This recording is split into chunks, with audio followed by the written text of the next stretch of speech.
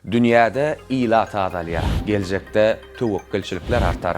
Austin Texas Üniversitetining alimlary geçen ayda Xitay 1949-njy ýyldan bäri iň pes doguluş derejesini, Amerikanyň Birleşen Ştatlarynda bolsa ilatyň ötüşi, immigrasiýanyň azalmagy doguluş derejesiniň peselmegi sebäpli rekord derejede haýallandygyny habar berdi. Şoňa meňdeş ýagdaýlar Hindistan, Günörtä Koreýa, Italiýa, Kolumbiýa we Meksikada hem hasaba alynan.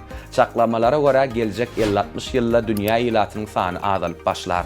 Bu özgörüşiň ykdysadyýet, innovasiýa we syýasy durnuklyga täsir edip biljekdigini aýdýarlar. Emma alimler demografik peselmäniň klimat krizisine we robotizatsiýa bilen işi ýetmezçiligini çözgüdüne çäklendirilen täsiriniň boljakdygyny belläýärler. Şonlukda synçylar bu meseleniň ýeketäk çözgüdi ýok, oňa uýgullaşmak bolsa uzak möhletleýin we ýygydary syýasaty talap eder diýen netijäge geldiler. Siziň pikiriňizçe dünýäde ilatyň azalmagy nähil kynçylyklar döredip biler?